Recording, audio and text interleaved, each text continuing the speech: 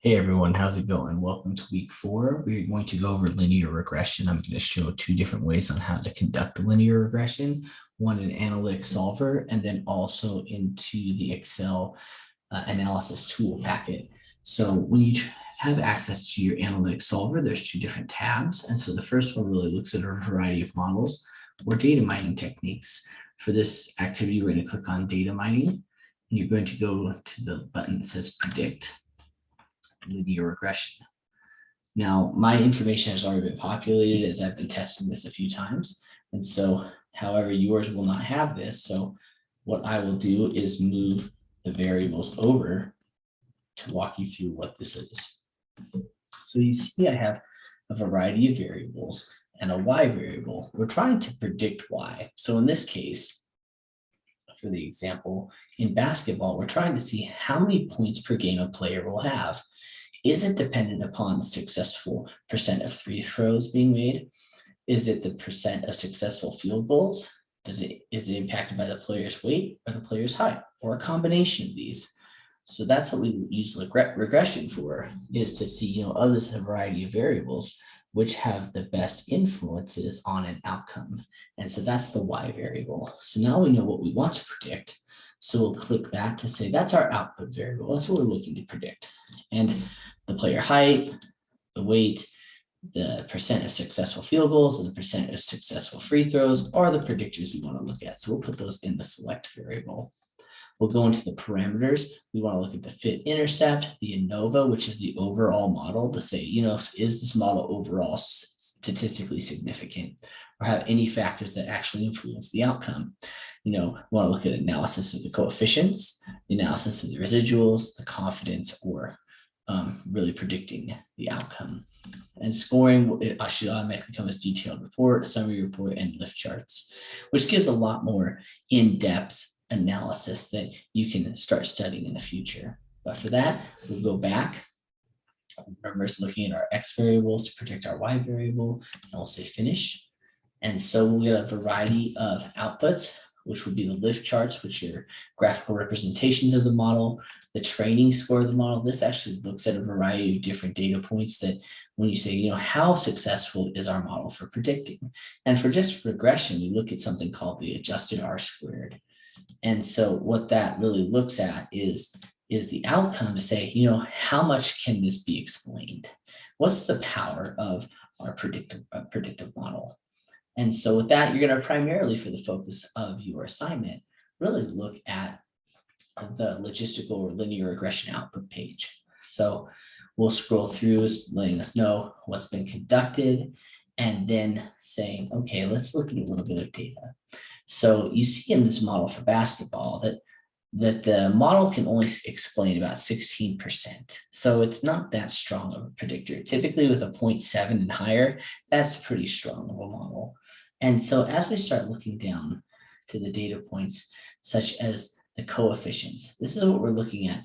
Is there a positive relationship to the outcome or a negative relationship?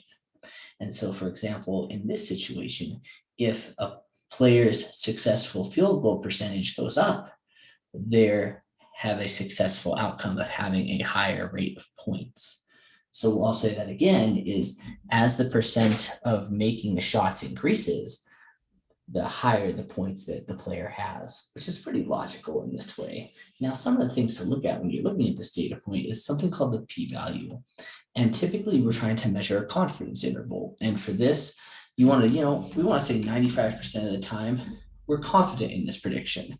And so what you're looking for that, if it's 95% or higher, is a p-value that is less than or equal to 0.005. If you wanted a 99% confidence interval, you would look at something like this. So for the purposes of today's model, we were just looking to identify, is it below or equal to this number? And that's in the p-value. And you see of all the variables we looked at, only one has a statistically significant influence on the outcome, and that is percent of field goals made. So what we're going to then say is, okay, that's our predictor to say, as the percentage of field goals made increases, we see an increase in the number of points. And so there's a variety of other variables that you could have easily put in this model, but just for the purposes of today, that's what we looked at. And so what the ANOVA is really looking at the totality of the model to say, is something in the model statistically significant? Is there one of these factors that have influence on the outcome? And so that, once again, looking at the p-value right there, would really say, here's something to highlight that indicates there's significance in the model. And so that's one way of running this analysis. Another approach of running this analysis is you just go into data and data analysis. This is in the data analysis Toolpak, which is a free add-in.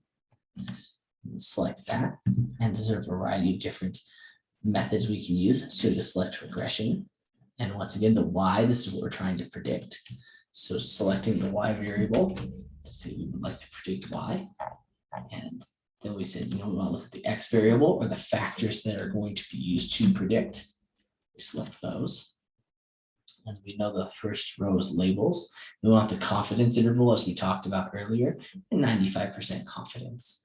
And so just for the simplicity of today, we're not going to select any of these other variables. And we're just going to say, please place this into a different tab. And so the output, similar to what we saw before, the adjusted R squared, like I said, not that strong. So we really can't explain much of this, but we look at the ANOVA and we see that it's statistically significant, similar to what we saw before.